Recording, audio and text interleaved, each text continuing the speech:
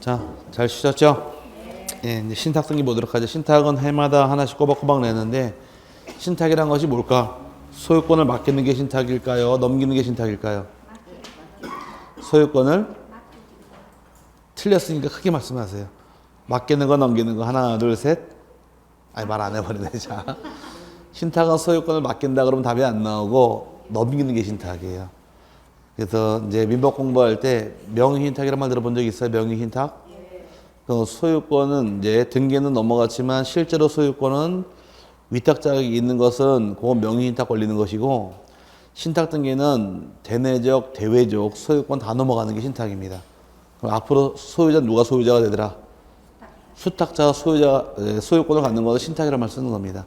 신탁 등기라는 것은 이제 신탁 등기라는 것은 요 집에 대해서 갑하고 을하고 둘이서 신탁 계약을 체결하고 위탁자 갑으로부터 수탁자 을에게 소유권을 넘겨주는 것을 신탁이라고 부릅니다. 그럼 앞으로 소유권자는 누가 소유권자가 된 거예요? 수탁자가 소유권을 갖는 겁니다. 그럼 등기부터 먼저 실행을 하게 되면 1순위의 갑의 소유권이 등기되어 있다가 2순위로 을 앞으로 소유권을 이전 등기를 합니다. 칸을 닫아버리게 되면 을이 가져온 이유 확인할 수가 없잖아요. 지금 등기부상에서. 그러니까 신탁 목적이죠. 그럼 칸을 반을 쪼개가지고서 을이 가져온 목적은 신탁 목적이라고 밑에다가 신탁 등기라고 기재가 들어갑니다. 기재를 해주고 같은 순위 안에서 이제 갑과 을이 신탁할 때 맺은 내용이 있을 거예요. 그럼 갑과 을이 신탁 계약을 체결할 경우 왜 신탁하는가에 대해서 신탁 목적을 정해놓은 경우, 목적은 처분 신탁인지 관리 신탁인지 등을 적을 것이고, 신탁관계 언제까지 할 것이냐 기간, 그다음에 신탁관계의 종료 사유, 그다음에 수익자가 있는 경우 수익자가 관한 사항, 이런 내용을 등등등 적은 사항이 있는데 이런 내용을 신탁 원부라고 부릅니다. 신탁 원부를 통해 등기하는 것이 이 과정인데, 이들 내용을 여기 다 적어버리게 되면 등기부 양이 많아지니까 궁금하면 떼보라고 신탁 원부 제 몇 호라고만 적어놓습니다. 그럼 신탁 원부는 신탁 원부끼리 모아놓고 번호만 부여주는 거예요. 그럼 우리가 등기부를 열어본 경우에 갑이 을에게 소유권을 넘겼는데 어떤 목적이더라? 신탁 목적이죠. 내용이 궁금하게 되면 신탁 원부 떼보란 얘기입니다. 이해 갔어요? 이렇게 등기하는 신탁 등기 내용이에요. 그럼 신탁 등기도 소유권 넘어가는 등기고, 또 목적이 신탁 목적임을 명시하게 되고, 그 다음에 신탁을 왜 했는가 확인할 수 있도록 신탁 원부 번호를 적어주는 게 신탁 등기 내용이 되는 겁니다. 순위 번호는 하나의 번호에 별개의 번호예요. 하나의 번호인데, 그럼 이 두 개 등기는 반드시 동시에 들어옵니다. 동시에 들어오는데 등기 신청 건수가 몇 건이냐가 문제인데, 여기서는 요거는 한 건의 등기입니다. 한 건이라는 얘기 신청서 몇 장 내야 될까? 한 장 내야 되겠죠? 그럼 한 장의 신청서로 신청하는 게 차이점이고, 아까 이거랑 비교할 것이 환매 등기는 매매 계약과 계약을 동시에 체결하고 신청서 몇 장 가져오더라? 아까 2장 내라. 여기는 몇 장 내라? 한 장 내라. 이 달라서 문제 생기는 거예요. 헷갈리지 마시고 환매 등기 신청은 몇 장 내야 돼요? 2장. 신탁 등기 신청은 한 장입니다. 그랬더니 옛날에 강의할 때 이렇게 외운 분이 계시더라고. 신탁 등기 신청할 때 신청서는 한 장만 내면 되는데 환매 등기는 2장씩 내려서 환장하겠대요. 뭐라고요? 아니, 환장하겠대요. 왜 환장하냐니까 2장씩 내려서. 그러면 신탁은 몇 장만 내면 되고 한 장만 내면 되는데 환매 등기는 2장씩 내려서 환장하겠대요. 이렇게 외운 사람이 계시더라고요. 그래서 나름대로 외우는 방법이니까 여기도 줄기차게 떠들 겁니다. 앞으로. 이렇게 등기하는 게 기본 틀인데, 그럼 요등기할 때 어떻게 할 것이냐?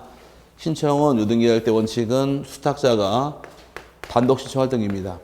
단독 신청할 등기고, 수탁자 등기를 안 가져가게 되면은 위탁자하고 수익자가 등기 신청을 대위 신청할 수도 있게 됩니다. 그럼 원칙은 단독 신청할 등기 대 대위 신청할 수도 있다, 이렇게 이해하고 넘어가시면 되고요. 그 다음에 이제 신탁 원부는 나중에 이거는 등기부라고 배우는데 여기까지 안 들어갈 것이고, 지금 갑이 을에게 신탁을 합니다. 근데 을에게 이 집을 통째로 맡기자니 불안한 경우에는 을, 병 둘이 맡으라고 수탁자가 여러 명이 될 수도 있더란 점이에요. 수탁자 여러 명이 있는 경우에 이 소유권이 뭡니까? 또 물어본 것도 문제인데, 공동소유가 몇 개가 있나요? 공동소유가 공유가 있고 합유가 있고 총유가 있는데 이 수탁자 여러 명일 경우에 소유권은 합유입니다. 뭐라고요? 합유로 가다 보니까 이제 합유로 이해하시고 넘어가시면 됩니다. 여기 이제 신탁 등기 모양새인데 신탁은 좀 양이 많은데 지금은 간만 잡으세요. 신탁이란 것은 소유권을 맡기는 거 넘기는 거 넘기는 거고 등기 신청은 단독이더라 공동이더라 단독 신청할 등기고 위탁자와 수익자가 대위 신청할 수도 있고 소유권을 완전히 넘기는 겁니다. 수탁자 여러 명일 때 소유권은 뭘로 간다? 합의로 가도 신청도 몇 장 내실 것? 한 장만 낸다. 이렇게 자꾸서 책 들어가서 보시게 되면 신탁 등기 신청은 원칙이 단독 신청이 원칙, 공동이 원칙, 단독이 원칙이고 위탁자와 수익자가 대위 신청할 수도 있고요. 그다음에 방식은 신탁행위에 의한 소유권 이전 등기와 동일한 신청 정보로서 신청하여야 하며 그 다음에 신탁 등기 또는 소유권 이전 등기만을 신청하는 것은 29조 5호 방식에 어긋난 것으로 모아서 각하하게 됩니다. 동시에 들어올 등기다 보니까 따로 신청할 수는 없고요. 그 다음에 실행 보게 되면 등기 목적은 소유권 이전 및 신탁이라고 기재할 것이고 등기 원인 및 근저노릴은 몇 년, 몇 월 몇 신탁으로 기재하고 신탁 등기를 하는 때에는 신탁원부 번호를 기재하며 신탁에 의한 소유권 이전 등기와 동일 순위의 권리자 및 기타 사항란에 기록하며 횡선으로 두 등기를 구분한다. 칠판에서 동일 순위에 기재하며 두 개 등기는 횡선으로 구분한다. 이해 갔어요? 그럼 순위 번호가 한 개에 두 개예요? 하나라는 얘기 건수가 하나이기 때문에 신청서 몇 장 가져와라. 한 장으로 동일한 신청서 같이 내는 겁니다. 요거랑 구별할 게 환매 등기는 몇 장 내시고 두 장을 내니까 여기 신탁 등기 모양새가 되어서 이렇게 구별하는 것이 내용이 될 것이며 신탁 등기 후의 효력의 경우는 1번만 봐드릴게요. 지금은 수탁자 여러 명입니다. 소유권은 뭘로 갈까? 합입니다. 공유가 아니에요. 그래서 과거 기출문제가 수탁자 여러 명일 경우 소유권은 공유로 한다. 띵 틀린 말이고 합입니다. 하나 주의하실 부분이고요. 그 다음에 2번, 3번은 생략할게요. 지금은. 넘어가시면 상속에 의한 소유권 이전 등기란 말이 나오는데 흔히 상속이란 말은 뭘 의미하느냐? 피상속인이 사망해서 아들이 물려받을 때가 상속이라고 부릅니다. 그럼 이 집에 대해서 갑이 소유권을 가지고 있다가 갑이 사망을 합니다. 사망 시에는 누가 소유권 취득할까? 갑의 상속인 A가 취득하겠죠. 등기해야 취득해요? 등기 안 해도 취득해요? 안 해도 취득을 합니다. 상속은 당연히 취득하는데 등기하는 목적은 제3자에게 처분하려고 등기하더라. 그럼 상속 등기 신청할 때 등기 신청은 단독 신청할 등기일까? 공동 신청할 등기일까? 단독 신청할 등기가 되겠죠. 등기 원인은 뭘로 기재할까? 예, 상속이 될 것이고 원인 일자의 경우는 피상속인 사망일을 적게 됩니다. 다른 말로 상속 개실자 되는 거예요. 이게 기본 틀인데 단 하나 주의할 점은 상속받은 경우에 지금 상속인이 A 혼자 받을 수도 있지만 상속인이 A와 B가 있을 수도 있습니다. 형제가 받은 경우에. 그럼 상속인이 몇 명인가요? 여러 명이 받는 경우도 있는 겁니다. 그럼 상속인이 수인이 받은 경우 어떻게 등기할 것이냐 문제인데 여러 명이 같이 받은 경우는 전원 명의로 가는 게 원칙이에요. 그럼 A, B는 같이 A, B 명의로 가는 게 원칙인데 문제는 상속인 중 1인 A라는 사람이 전원 명의로 등기 신청할 수 있습니까? 아니면 자기 지분만 등기 신청할 수 있습니까? 이 질문은 참 잘 냅니다. 상속인이 수인일 경우에 그 중에 1인은 지분만의 등기는 허용하지 않아요. 전부만 가능합니다. 그럼 상속인 중 1인은 전원 명의 등기는 가능해도 일부 지분만 상속 등기는 허용하지 않는 거예요. 그래서 아까 사건이 등기할 것이 아닌 때 기억나실라나? 박스 안에서 상속인이 여러 명일 경우에 그 중에 1인만의 상속 등기는 허용하지 않는다라고서 한번 가보자고. 220페이지. 220페이지 가니까 거기에 7번에, 박스 안에 7번에 공동 상속인 중 일부가 자신의 상속 지분만에 대한 상속 등기 신청하는 경우는 허용하지 않는다. 찾았어요? 그럼 이제 상속인 중 일부는 전원 명의 등기는 가능하더라도 지분만은 허용하지 않는 게 220페이지. 220페이지. 그 박스에 있는 것을 제가 뭐라 그랬나요? 아까. 뒤에를 배우시면 다 나온다 그랬어요. 그러니까 수업 두 바퀴 돌아가시고 그 박스 다 외우시니까 나 죽었어 하고 일단 2달 동안 4달 동안 참으시면 돼요. 그러면 박스 다 외우시니까 이제 외운다기보다 알게 되는 거죠. 공부를 하면서. 일단 이게 중요한 파트입니다. 그래서 여기까지 또 줄쳐드리게 되면 상속받은 경우는 여러분 교재에 신청인은 단독 신청하더라. 근데 문제는 상속인이 여러 명일 경우 수인의 공동 상속 재산의 경우에는 공동 상속인 전원이 등기 신청한다거나 공동 상속인 중 1인이 전원을 위해서 등기 신청할 수는 있다. 그러나 공동 상속인 중 1인은 자기 지분만에 관한 상속 등기는 신청할 수 없다. 그게 참 중요한 말입니다. 원인은 말 그대로 상속 적으면 되고요. 날짜는 피상속이 사망일을 기록하고 등기하면 되는 겁니다. 거기까지 보시면 됩니다. 상속은 볼 게 없죠. 그 다음 반대로 이제 오른쪽에 유증이란 말 나오는데 유증은 참 중요합니다. 유증이란 것이 뭘까? 유언을 통해 증여들하는 게 유증입니다. 유증이 뭐라고요? 유언을 통해 증여하는 거예요. 제가 죽거든 이 건물 여러 번 드려라요. 이게 바로 뭔가요? 유언에 의한 증여입니다. 유언은 혼자예요? 둘이 마주보고 해요? 혼자죠. 그래서 유증은 상대방 없는 단독행위라고 배운 게 있을 텐데 유증은 둘로 세분합니다. 유증은 둘로 세분해서 일단 포괄 유증이라는 유증이 있고 또 하나가 특정 유증이라는 게 있는데 포괄 유증이라는 것은 저에게는 10억짜리 건물이 있고 이 집에 채무가 6억이 있어요. 그럼 이 재산, 빚, 통째로 다 떠넘기는 것을 포괄 유증이라고 부르고 저는 집이 3채가 있는데 그 중에서 집 하나만 드리겠습니다. 이게 뭐예요? 특정 물건 하나밖에 안 줬죠. 이걸 특정 유증으로 쓰는 겁니다. 빚까지 넘겨받으면 뭐라고 부르고? 포괄 유증. 그럼 대표적인 게 뭐가 있더라? 비슷한 게 상속. 상속이 포괄 승계잖아요. 재산 빚 다 떠안으니까. 근데 상속과 차이점은 상속은 상속인밖에 못 받아요. 상속은 누구만 받는다고요? 상속인만. 근데 유증 받는 건 상속인도 받을 수 있고 상속이 아닌 자도 얼마든지 받을 수 있기 때문에 여기 차이점이 생기는 거예요.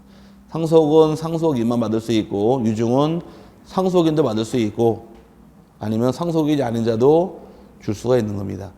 그럼 저에게는 자식놈이 둘이 있는데 하나는 돈을 잘 벌고 뭐 높은 지위에 있는 자식놈이 하나 있고 하나는 깡통이 하나 있더라. 알거지가. 그럼 아버지 입장에서 보게 되면 누굴 도와주고 싶어요? 깡통 도와주고 싶죠? 그럼 내 재산을 잘 사는 놈 말고 너 다 가져라라고 줄 수도 있는 게 이 유언이니까 이거는 상속인도 받을 수 있는 것이고 아닌 자도 얼마든지 받을 수 있는 겁니다. 이게 차이점인데 반면에 상속은 누구만 받을 수 있는 거예요? 상속인만. 그럼 포괄 유증 받은 경우 주인 바뀌는 시점이랑 특정 유증 받은 경우 주인 바뀌는 시점이 다릅니다. 포괄 유증 받은 경우는 유언자가 사망한 때 물권 분담이 발생하지만 특정 유증 받은 경우는 등기를 해야지만 주인이 바뀌는 게 차이점이에요. 포괄 유증은 언제 주인 바뀌고? 사망 시에. 이건 뭐랑 똑같이 가느냐? 상속과 거의 같이 가는 겁니다. 상속도 등기할 필요 없죠? 다 떠안으니까. 유증도 포괄 유증 받은 경우 등기할 필요가 없는 반면에 특정 유증은 등기를 해야 주인 바뀝니다. 여기 21의 기출 문제예요. 21의 기출 문제 나오기를 특정 유증 받은 경우에도 물권 변동은 등기 없이도 유언자 사망 시에 발생한다. 땡 틀린 말입니다. 유언자 사망 시 발생하는 건 언제예요? 포괄 유증이고 특정 유증은 등기를 해야 주인 바뀌니까 주의하시길 바랍니다. 그 다음 나오는 여러분 교재에서 보게 되면 요거 맞아봐야지. 써놓는다. 그럼 유증에 대한 등기는 이제 원칙은 공동 신청합니다. 공동 신청하는데 유언 집행자 또는 상속인하고 그다음에 수증자가 둘이 같이 가는 게 원칙이에요. 그럼 예를 들어서 제 건물이 있는데 제 건물을 제가 죽거든 여러분 들이셔라라고 유증 남기게 되면 오케이? 그럼 제가 죽으면 효과 발생하겠지 일반적으로? 그럼 드려야 되는데 죽은 자 같은 게 넘겨줄 수는 없잖아요. 그럼 제 상속인이 유언 집행자가 되어서 여러분하고 등기를 같이 하는 겁니다. 이해 갔어요?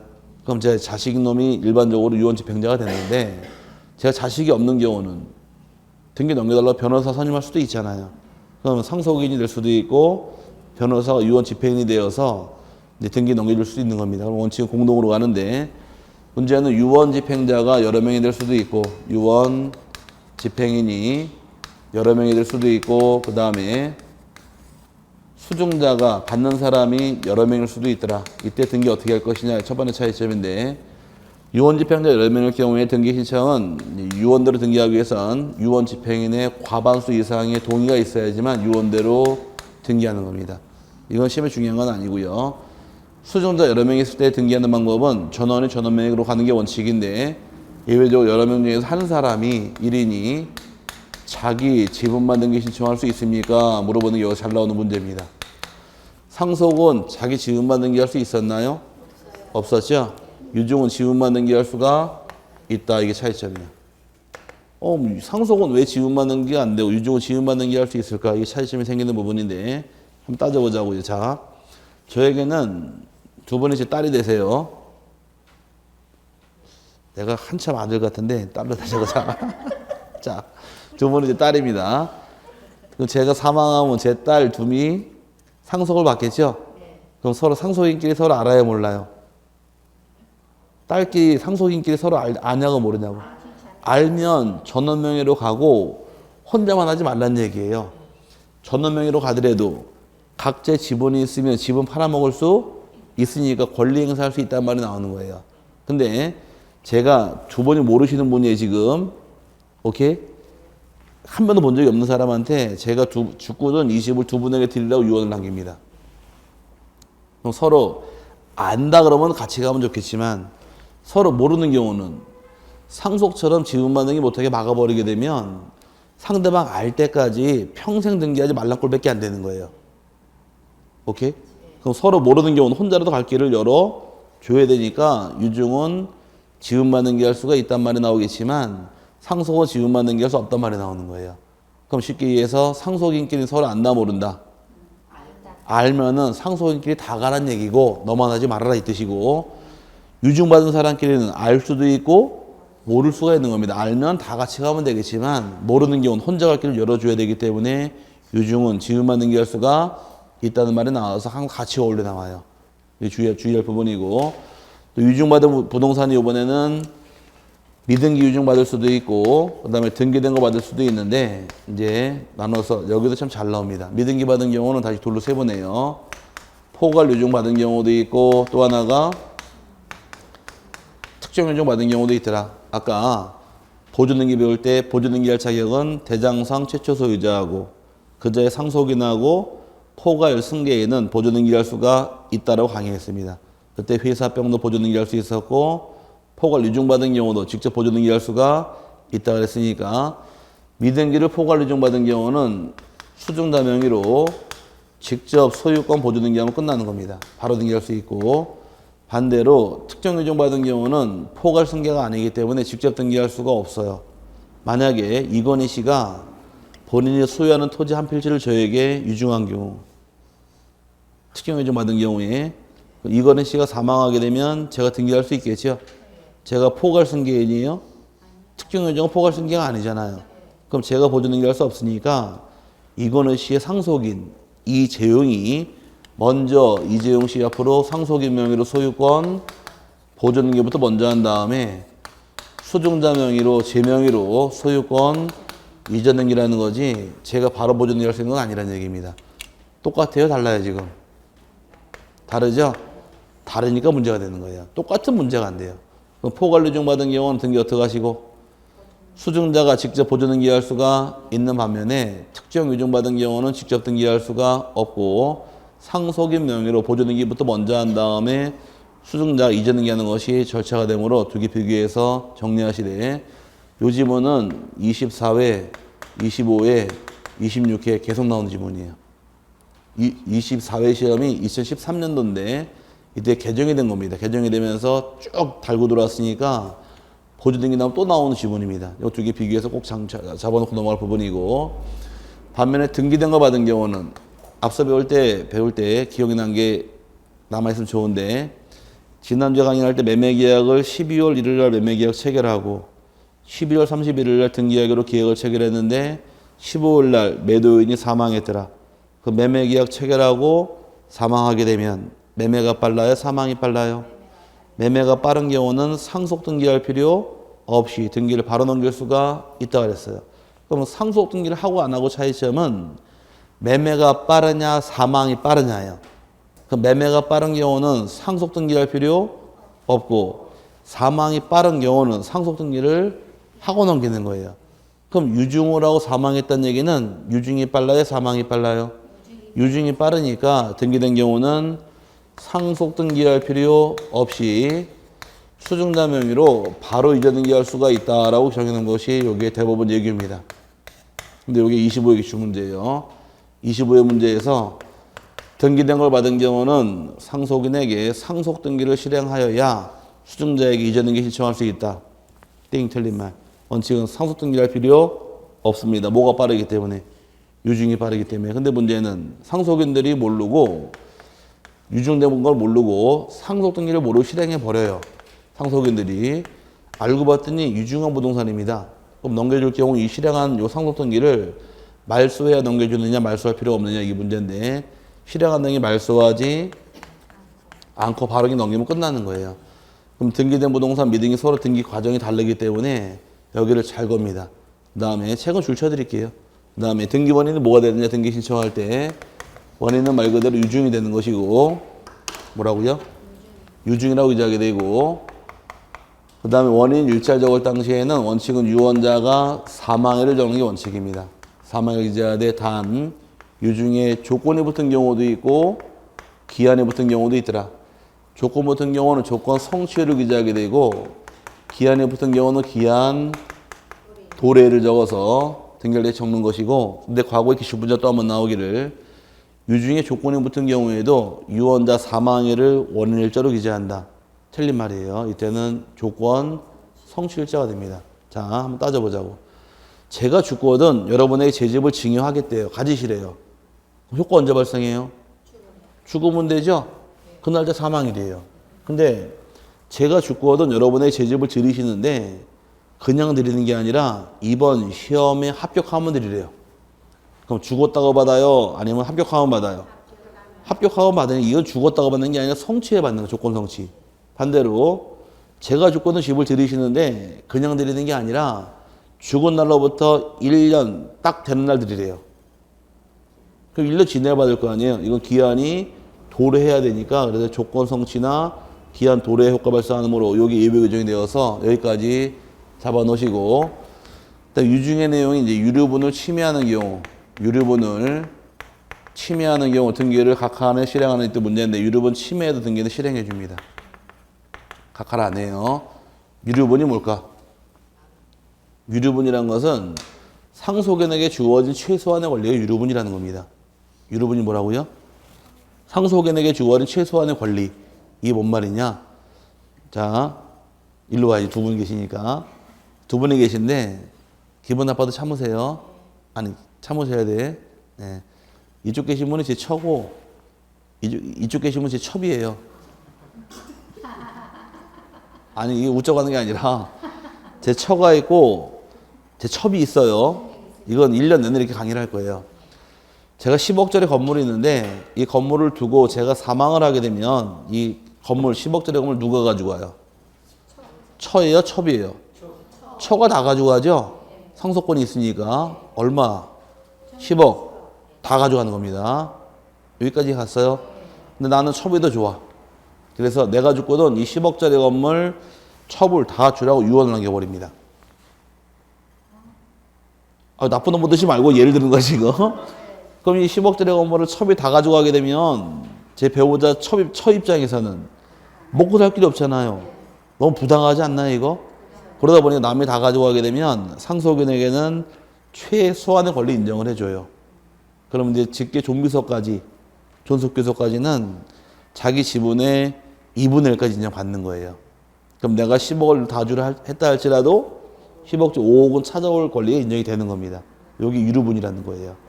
그 다음에 형제나 이제 할아버지 같은 경우는 3분의 1까지 인정받는 겁니다. 거기까지 유류분 인정 안 해줘요. 그렇게 제 입장에서 다 주라 그랬죠? 10억 안에는 제 배우자의 유류분이 5억이 포함되어 있네요. 그럼 5억 다 주라 그런 경우 5억을 빼고 등기해야 되느냐? 일단 10억 다 등기하느냐요. 일단 10억 다 등기해줍니다. 등기해주고 등기 넘어간 상태에서 배우자 입장에서는 유류분을 돌려달라고 반환 청구 나중 문제라는 거예요. 그럼 이 유증 목적물 안에 유류분이 포함되어 있다 할지라도 등기는 각하해라 실행해라. 실행해주지 각하하는 게 아니란 얘기입니다.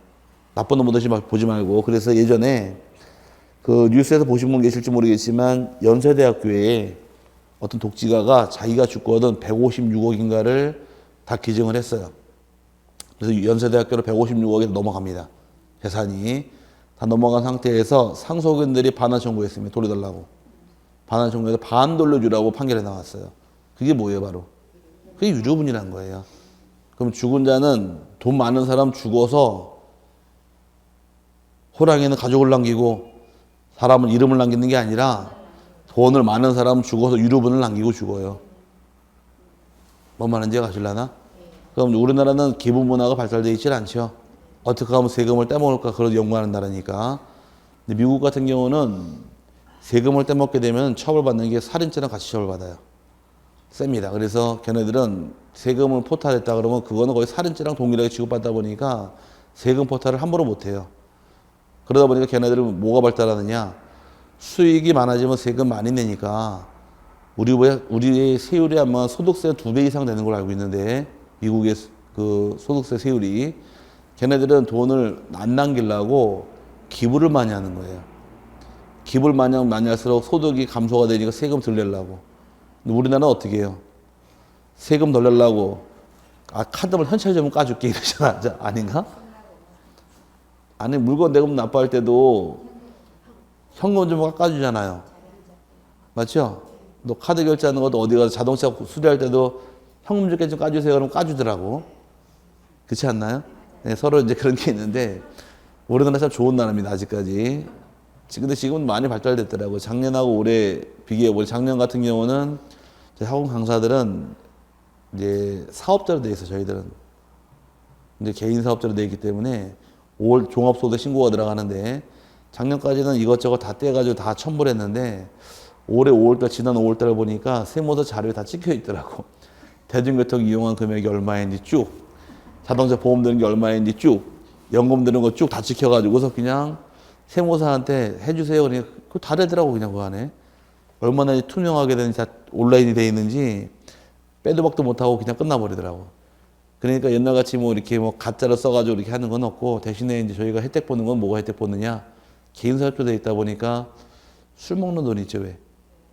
술값 지키는 거. 이거는 접대비로 다 비용 처리해줘요. 개인 사업자 접대비 써야 되니까 그 법인의 세무사가 이제 법인에 대해서 막 술 먹은 거 다 접대비야. 밥만 접대비 다 빼가지고 이제 거기서 이제 비용을 많이 세이브해 주는데 그거 외에는 뭐 다 잡혀가지고서 없더라고. 옛날에 모 선생은 월급 받을 때 자기 통장 받지 않고 마누라 통장을 받았습니다. 마누라 통장으로 월급을 받았다는 얘기죠. 왜냐? 최대한 세율을 적게 가려고. 조금 소득이 조금 적을수록 세율이 작아지니까 그래서 그렇게 해가지고 빼는 사람도 있었는데 지금은 이제 그게 안 통하더라고요. 무조건 다 걸리니까. 자, 좋은 나라 우리나라. 자, 어쨌든 여기까지 책 보고 책 들어가서 줄 쳐드릴게요. 유중이란 건 두 가지가 있더라. 하나는 포괄 유중이고 또 하나 특정적 유중이란 것이 있는데 맨 처음에 나온 것이 페이지가 237페이지. 처음 보니까 한번 읽어나 보고 가자고요. 중요한 것만. 포괄 유중은 주인 언제 바뀐다고 떠들었으나요? 사망 시 발생하더라. 특정 유중은 등기를 해야 주인 바뀐다 설명드렸고 그 다음에 신청인의 경우는 유중이야 소유권 이전 등기는 포괄 유중이든 특정 유중이든 무조건 단독 신청할 등기이더라 공동 신청할 등기이더라. 공동 신청할 등기 단독 신청할 등기 아니므로 주의하셔야 됩니다. 그 다음에 이인반은 유언 집행자가 여러 명이 있더라. 이때는 유언으로 등기하기 위해서는 얼마큼 동의받으시래요? 과반수 이상 동의받아 등기할 수 있더라. 그 다음에 반대로 디귿번에 수증자 여러 명일 경우에는 전원이 공동으로 신청한다거나 각자가 자기 지분만 등기 신청할 수도 있다 해요. 차이점은 상속은 서로 안다 모른다. 상속은 서로 아니까 전원 명의로 가는 것이고 혼자만 하지 말라는 의미가 숨어 있는 것이고 유중은 서로 알 수도 있고 모를 수가 있으니까 알면 같이 가겠지만 모르는 경우는 혼자 갈 수도 있다. 이렇게 이해하시면 되고요. 등기된 거와 미등기 나누시는데 등기된 걸 받은 경우는 원칙은 포괄 유중이든 특정 유중이든 상속 등기할 필요 있더라 없더라. 원칙은 상속 등기하지 않고 바로 등기해 버립니다. 하지만 모르고 상속 등기를 맞춰버린 경우는 그 등기 말소할 필요가 있느냐 없느냐. 말소하지 않고 바로 넘기면 끝나는 것이지 굳이 말소할 필요는 없습니다.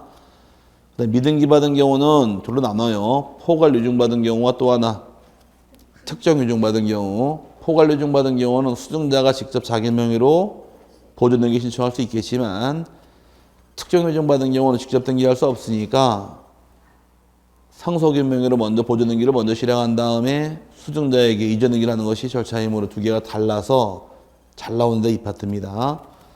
그 다음에 등기 신청할 때 밑에 기록사항은 목적은 소유권 이전이고 원인은 유증이라고 적을 것이며 날짜는 원칙은 유언자가 사망한 날을 기재해야 돼. 유증의 조건 붙은 경우는 조건, 성취일, 기한은 기한, 도래일을 기재하더라. 그 다음에 유류분과의 관계에 대해서는 유증이 상속인 유류분을 침해하는 경우에 그 등기를 실행하셔라, 각하하셔라.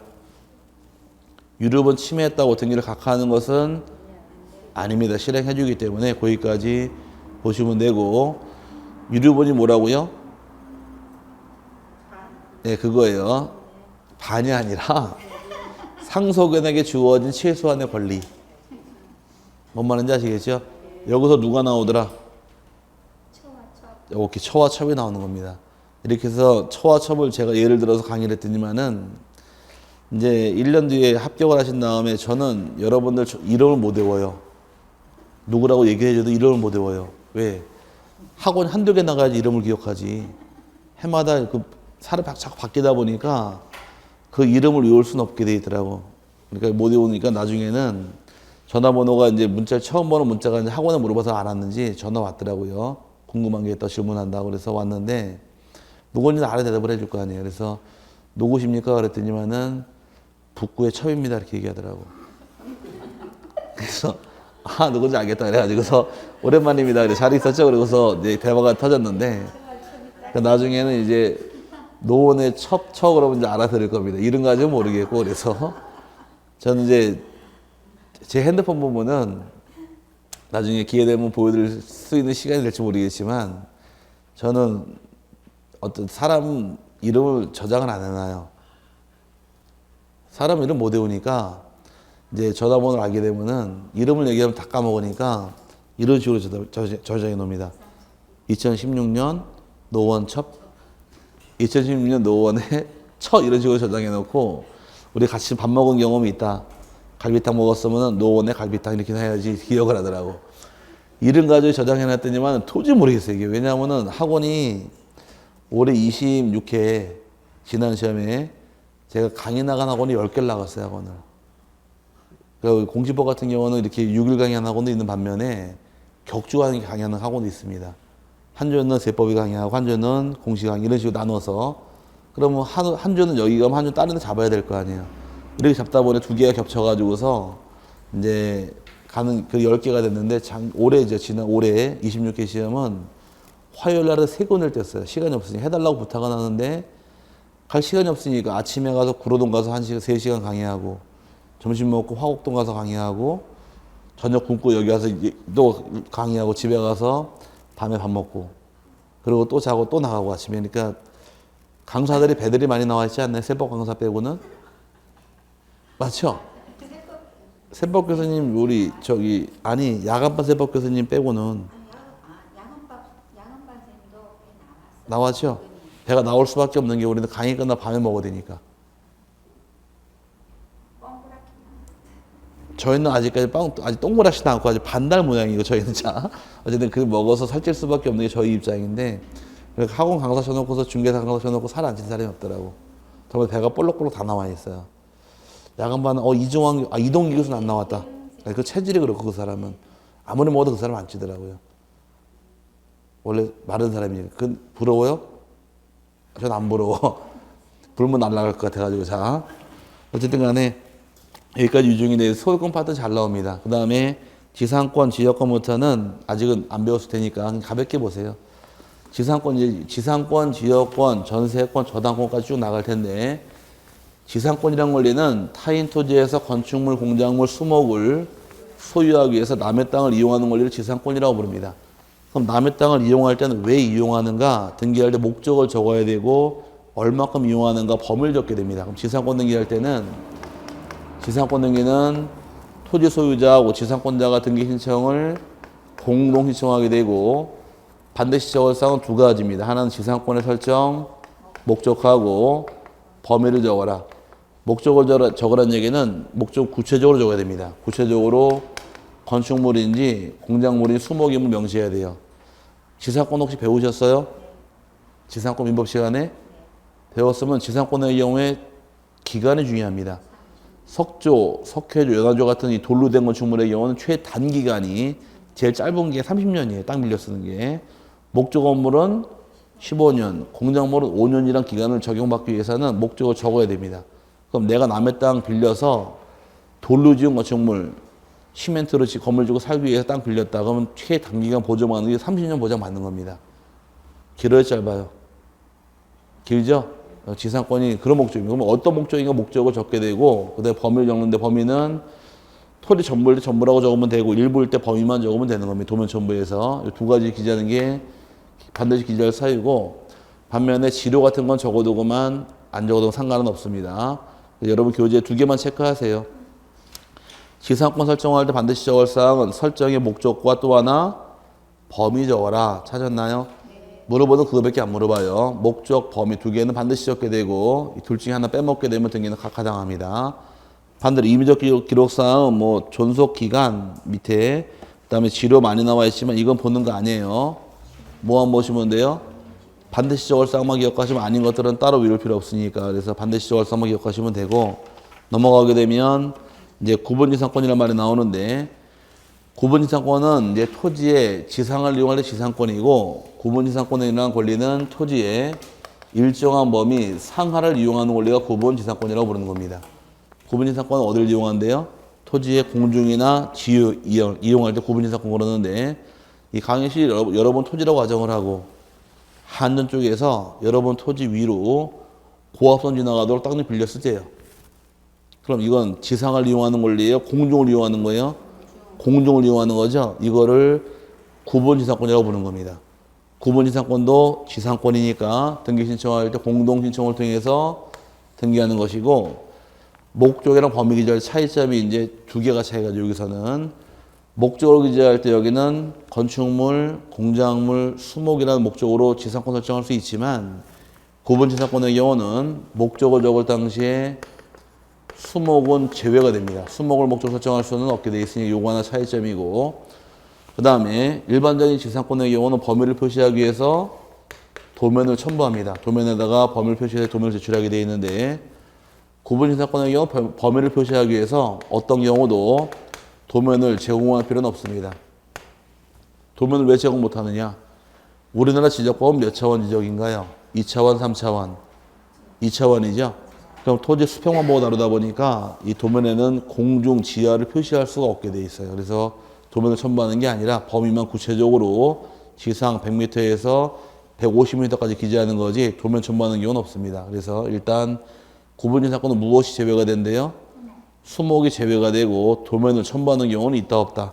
없다. 두 개만 간단히 세분하시고 넘어가시면 되고, 그 다음에 오른쪽 넘어가시면 이제 지역권이란 말이 나오는데, 밑에 박스 남아있죠? 구분지상권 특징 맨 밑에 박스. 거기 두 개만 체크하세요.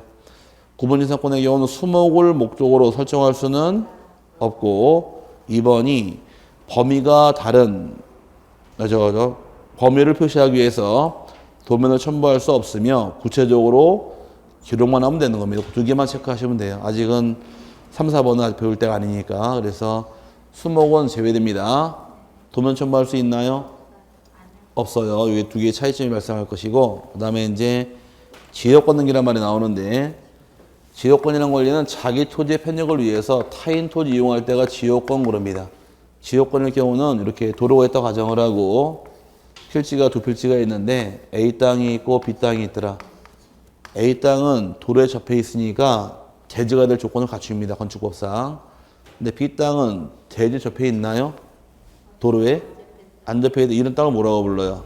눈먼 땅 맹지라고 부르는 겁니다. 그 맹지는 건축허가가 안 나와요. 그러면 길을 내야 들어오는데, 길을 내려 그러면은 일단 이 땅을 살 수도 있겠지만 관계가 좋은 경우는 A에게 같이 집 좀 짓게끔 여기다 길 좀 내주세요 요청할 수 있나요? 그럼 내가 길을 내달라고 요청하는 땅을 유역지라고 부르고, 길 내준다고 승낙하는 땅을 승역지라고 부르는 겁니다. 요청하는 땅을 뭐라고 부르고? 유역지, 길 내주는 땅을 승역지라고 부르는 거예요. 그럼 길을 내달라고 요청하니까 이제 통 큰 이 승역지에서 소유자 A가 하는 말, 내 땅 다 길로 써라. 가능해요? 다 쓰라고 줄 수도 있고, 요만큼만 쓰셔도 가능하겠네요. 그럼 땅 빌려주는 건 전부도 가능하고, 일부도 쓸 수가 있다는 겁니다. 그럼 전부가 도로가 되든 일부가 도로가 되든 편익은 다 얻으니까 유역지만큼만은 반드시 일필지 토지 일걸 요구하는 건 유역지라는 얘기예요. 반드시 일필지를 요구하는 것은 유역지고 승역지는 전부가 될 수도 있고 일부가 될 수도 있는 겁니다. 그럼 다녀보시면 왜 건물 짓고 건물 막 새 놨는데 이 옆에 땅 보니까 텅 비어 있는데 거기 주차장 쓰는 경우도 있다는 얘기예요. 오케이? 그럼 다 주차장 써서 빌려줄 수도 있는 것이고 너 한 대만 세워 빌려줄 수도 있기 때문에 전부를 빌려줘도 상관이 없고 일부도 가능하다 이 말이 나오게 된 겁니다. 하지만 편익을 받는 땅은 반드시 일필지 전부만 가능할 일부는 안 됩니다.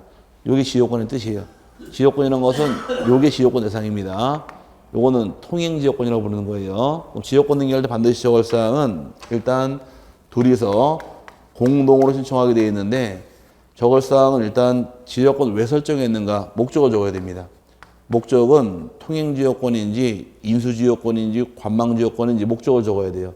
인수란 얘기는 여기가 하천입니다. 이번엔 하천이고 이 논이에요. 둘 다. 오케이? 그럼 물길을 달라 그러면 일로 이용해 들어와야 될 거 아니에요. 그럼 물을 대기 위해 요만큼을 물 끌어올라고 땅 빌렸을 수도 있으니까 이때 인수지역권을 쓰는 겁니다.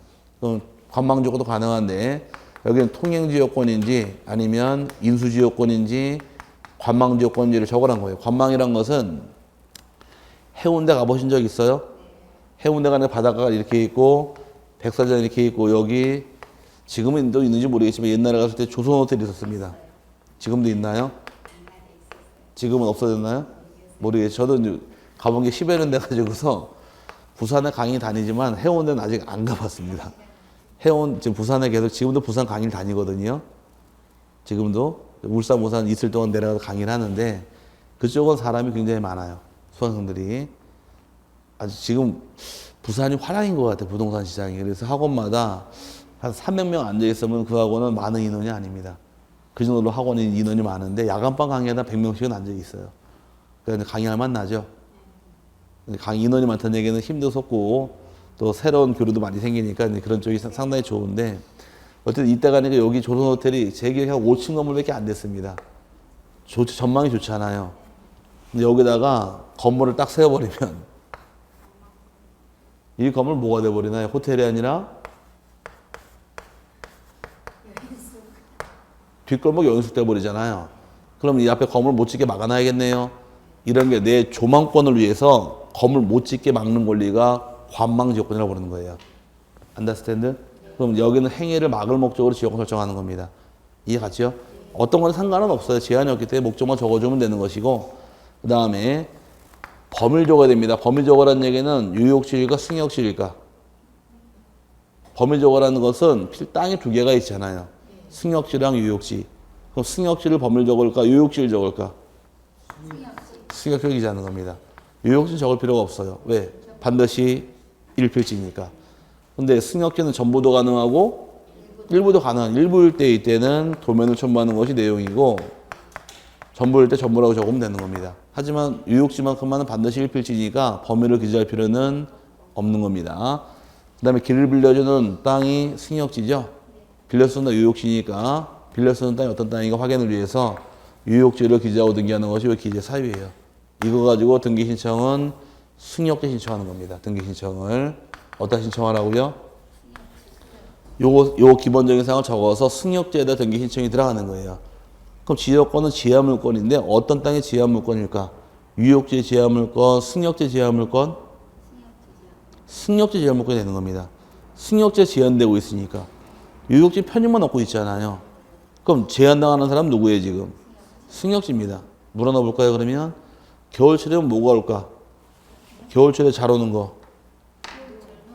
눈이 올 거 아니에요. 그럼 눈이 많이 와서 이 길이 미끄럽습니다. 눈이 쌓여서 이 눈 누가 썰어야 될까? 유역지가 썰을까? 승역지가 썰을까? 그럼 나중에 이 길이 비가 많이 와서 장마철에 길이 움푹움푹 파이고 길이 망가졌습니다. 이 길 누가 보수해야 될까? 유역지가 승역, 괜찮아, 찍으세요, 빨리. 유역지가 승역지가 하나, 둘, 셋. 승역지입니다. 누구 땅이니까? 승역지 땅이니까 승역지가 적극적인 관리임을 부담하는 거예요. 뭔 말인지 갔어요? 우리랑 개념이 달라요. 걔를 빌려줘서 관리까지 네가 해라요. 아니 그건 나중 문제고 그거는 법은 그렇다는 얘기예요. 법에서는 누가 관리해라? 누구 땅이니까? 승역지 땅이니까. 그러다 보니까 열받으니까 어떻게 하는 거예요 지금? 땅 주인이 이 땅 너 가져갈 수 있는 거예요. 그럼 소유권이 넘어가면서 지역권이 혼동으로 소멸한다 이렇게 배울 겁니다 나중에. 그런 말 들어봤어요? 그럼 나중에 이 땅을 너 가져해서 소유권 넘겨버리는 거예요 그냥. 그럼 지역권자가 소유권 취득하잖아요. 그럼 동일인에게 지역권, 소유권 두 개가 들어왔으니까 지역권은 혼동으로 소멸하더라. 이걸 다른 말로 두 글자로 줄여서 위기라 한다. 이렇게 안 배웠어요? 네, 그게 있어요. 나중에 민법 공부하면 나와요. 그러니까 위기가 그거예요. 지역권을 소유권을 넘겨버리는 거. 그걸 위기라고 부르는데 민법 공부할 때 아직은 그거 배운 건 아니니까 나중에 민법 공부는 배울 겁니다. 이 부분은 민법 공부가 되면 알 부분이니까 가볍게 그냥 승역지가 뭔지 유역지가 뭔지 그냥 구별만 하고 넘어가시라는 얘기고 전부 걸 요구하는 건 무슨 땅이고 유역지고 전부도 가능한 일부도 가능한 것은 승역지 정도로 기하고 넘어가시라는 얘기입니다. 대화가 되면 나중에 풀리니까 교재 보시니까 신청 정보 기록할 사항은 유역지 승역지 적게 돼 있고 목조가 범위 적어라 찾으셨어요? 신청은 어디다 신청하래요? 승역지 유역지에 승역 신청하는 겁니다. 그럼 유역지도 편역을 제공받고 있나요? 그럼 편역 제공받고 있는 사실을 확인하기 위해서 여기는 직권으로 등기합니다.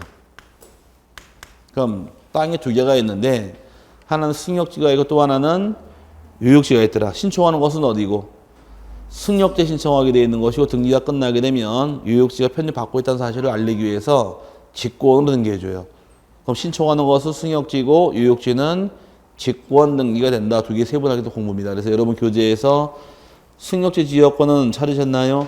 맨 밑에 줄에 241페이지에 지역권 등기는 승역지 등기소에 이를 신청하여야 하고 승역지 등기용지 을구에 등기하여야 한다. 그럼 지역권 당이 을구로 가라는 얘기고 승역지에 넘어가니까 유역지 등기용지 나와있죠? 거기 읽어보게 되면 또 뭐 동일한 관내냐 아니냐 물어보는 하나만 볼게요. 동일한 관내. 승역지 등기 기록에 지역권 등기를 한 때에는 등기관은 유역지 등기 기록 중 을구에도 지역권의 목적인 뜻, 승역지, 지역권의 설정 목적과 범위를 직권 동그라미, 직권으로 기록해야 한다. 찾으셨나요? 그러면 신청하는 것은 어디고? 승역지, 직권 기재하는 것은 유역지가 되어서 이렇게 나눠지는 겁니다. 거기까지 보시면 되고요. 그 다음에 오른쪽 넘어가서 전세권. 전세권이란 것은 전세금을 지급하고서 타인의 부동산을 용도에 쫓아 사용 수익하는 권리가 전세권이라고 부릅니다. 전세권 등기할 때 전세권 등기할 때 반드시 등기할 사항은 얘도 공동 신청하겠지만 반드시 적을 사항은 전세금이 요소다 보니까 전세금 반드시 등기합니다. 전세금은 빼먹을 수가 없고 그 다음에 전세금하고 또 하나 적을 것이 전세권의 범위를 적어야 돼요. 차이점이 하나 나왔죠. 지상권 등기할 때는 이쪽에서 목적을 적어라. 그죠? 지역권도 목적을 적어라. 근데 전세권은 목적을 등기하지 않아요. 전세금하고 전세권의 목적인 범위까지만 기재하는 건 목적의 등기사항이 아닙니다. 왜 전세권 목적 등기 안 할까? 전세권 공부하시면 전세권은 배우셨어요? 아니 살살 물어볼게 안 아프게. 배웠죠? 네. 근데 전부 다 표정은 안 배운 표정이야. 까먹었어요? 네. 아 진짜 들어보면 돼 자꾸 까먹고. 그래서 민법이 항상 틀이에요. 등기법은 반이 민법이에요. 그래서 민법 공부가 잘 돼 있으면 등기법 반 먹고 들어가는 거예요. 민법 공부가 안 돼 있으면 제가 떠들어요 여기서. 민법을 알아야 되니까. 전세권이라는 것은 전세금을 지불하고서 타인의 부동산을 용도에 쫓아서 뭐라고요? 용도에 쫓아서 사용 수익하는 물건이 전세권이라고 불립니다. 그럼 어떤 부동산을 전세 얻었느냐? 그 부동산 용도 따라 이미 다 목적이 정해져 있는 거예요. 아파트 전세 들어갔다는 얘기는 어떤 목적이에요? 추구할 목적. 이해 갔어요? 이런 일이 정해지다 보니 목적을 따로 등기하는 것은 아니란 얘기입니다. 목적과 범위 두 개 등기하는데 전세권은 아까 농지에 들어갈 수 없다 그랬습니다. 이게 차이점이고 요것만 기재하시면 돼요. 나와도 두 개 잘 물어보니까. 여러분 교재에서 전세 금하고 또 뭘 적어라? 목적인 범위 적어라. 전세권은 갑구로 갈까 을구로 갈까? 을구로 가겠죠. 소유권이 아니니까 을구에 당연히 주등기로 실행을 합니다. 그 다음에 전세권도 이전 등기할 수가 있는데 전세권은 물권, 채권? 물권이죠. 전세권의 이건 언제나 부기 등기로서 등기를 실행하고 이전 등기가 들어갑니다. 그래서 다음 페이지 넘어가니까 등기 절차에서 전세권을 양도하게 되면 전세권의 양수인이 등기 권리자가 되고 전세권자가 등기 의무자가 되어서 공동으로 등기를 신청하게 될 것이며 전세권 이전 등기는 언제나 부기 등기에 의하고 이제 옛날 전세권자는 더 이상 전세권자가 아니니까 붉은 선으로 지우면 끝나는 겁니다. 그래서 밑에 양식 보니까 전세금이 4천만 원 등기되어 있었죠. 목적 범위는 주거용이었었고 김민철이 있다가 전세권자 양도되어서 1회 부기 1호로 이은희가 이전 받았네요. 오케이? 그럼 누가 전세권자가 된 거예요? 이은희가 됐으니까 옛날 전세권은 지워지는 겁니다. 그럼 밑에 1회 부기 1호 싹 가리고 보니까 손으로 책에서 1회 부기 1호를 손으로 싹 가리고 보니까 1순위 김민철이 지워졌잖아요. 그럼 밑에 쭉 찾아보니까 아하 1회 부기 1호로 전세권이 넘어갔구나 이렇게 확인하는 거예요. 그럼 전세권자 누가 됐다? 이은희가 넘겨받았다 이렇게 이해하는 겁니다. 이해 가셨어요? 그래서 부기 등기로 가도 옛날 사항은 붉은 선으로 지운다 기억하시고 그 다음에 저당권 등기부터는 다음 주에 볼게요. 다음 주에 책을 마무리 짓도록 하겠습니다. 저당권이 양이 많아서 시간 많이 걸릴 것 같으니까 여기까지만 보도록 하죠. 아직은 뭐 저당권, 임차권 이쪽은 민법 공부 덜 돼 있으니까 가볍게 보세요. 그냥 어차피 민법 공부 되면 대부분 다 저절로 공부가 됩니다. 오늘 여기까지 보도록 하고요. 조심히 들어가시고 다음 주에 뵙겠습니다. 수고하셨습니다.